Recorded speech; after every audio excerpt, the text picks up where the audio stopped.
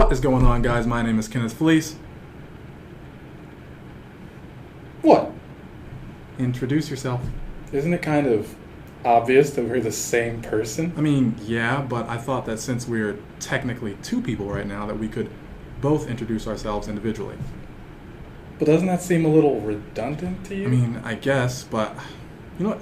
Never mind. Intro.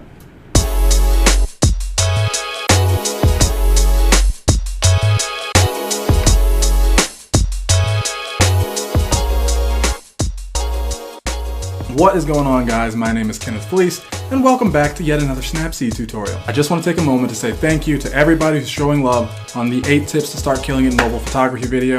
That video is at almost 6,000 views and it's been like a month. That's crazy. I'm not even sure I can begin to tell you guys how much I appreciate you watching, liking, and commenting on my video.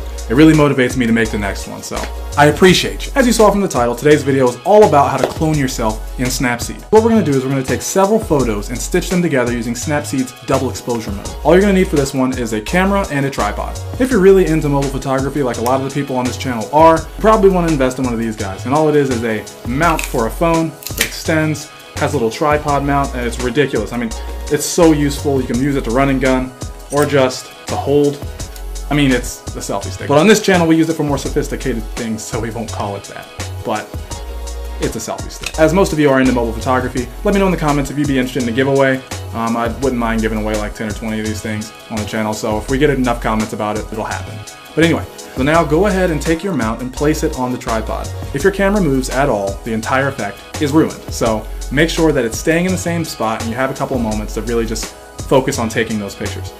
Once you have everything ready, go ahead and line up your shot. Now you have to take a photo for every clone that you want in the picture. I have 3 clones, so I have to take 3 pictures. Set your phone or DSLR to a 10-second timer, and that should give you adequate time to run and get into place. And then just wait there until the photo is taken. It helps to have a general sense of timing for this, or it'll just be stuck there waiting, because you don't realize that it's been freaking 10 seconds. But you set up, you take your photo, and repeat for as many clones as you want in your photo.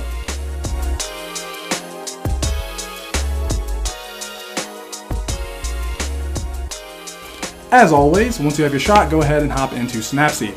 Once inside, you're going to have to open up one of the images, it doesn't matter which one, that you just took. We'll choose this one because I consider it the first. Okay, once you have this image up, go ahead and hop into your tools, and we're going to go straight into double exposure. And as you probably expect by now, you open up the double exposure and select the next one. Because the camera never moved, you're not going to have to reposition anything, so all you have to do is change the opacity, really. Take the opacity all the way up, but you're not done there. If you look, we'll zoom in here, I'm see-through. And you don't want that, so let's go ahead and make this effect look a little better by hopping into our View Edits mode. At the very top, you'll see those 2 squares with the arrow jumping over them. Select that, View Edits. Now select your double exposure that's already blue, and first we're going to select those little sliders. Now select those tabs in the bottom center, and select Darken. You'll notice that my clone is completely solid now. Next, what you need to do is go back into that little blue menu, and then select the paintbrush. What this does is applies all those double exposure edits that we just did, but only in the spots that we paint. So now go ahead and paint in your clone.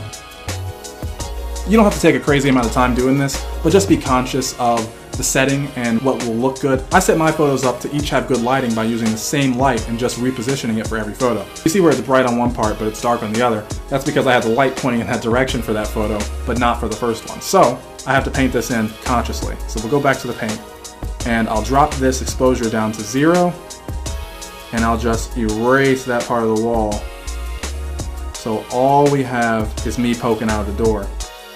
Just make sure you pay attention to where your clones are going to be, because if you don't, then you're going to end up blocking clones out, and it just won't look good. It won't look authentic. That should do it. It looks a little messy right about there. I just erased myself, so give me a moment. Alright, that looks pretty good. So now, you guessed it, we're going to do the exact same thing again for the last clone. Go back to your double exposure, find the photo of the last clone that you want to use, opacity up, and hop back in. We're going to darken it. Now it's time to paint just that portion in. Alright. And boom. That's looking pretty good. I want to get my shadow from the third image in there too, just to kind of sell the effect a little bit more. But aside from that, let's what that looks like. That's a clone photo. Once you're done, put your finger down on the screen and check your edits. You can see that the lighting looks unnatural at the top because I painted that part in. So I'm gonna go fix that. There we go. And that's it. That looks pretty good. So once you have your photo the way you want, go ahead and export again. But that is all there is to cloning yourself in Snapseed. Now keep in mind, this method can be used for more than just cloning yourself. You can use this on objects. So if you only have one DSLR, guess what? Boom, you have two DSLRs. Only have one smartphone? Boom, you have two smartphones. Only have $1? Guess what? Well, you still only have $1. But the point is, you can use this to take great photos and tell amazing stories, and that, honestly, is what photography is all about. So I really appreciate you for watching this video. As always, make good use of that like button, and please subscribe. I'll talk to you in the next one.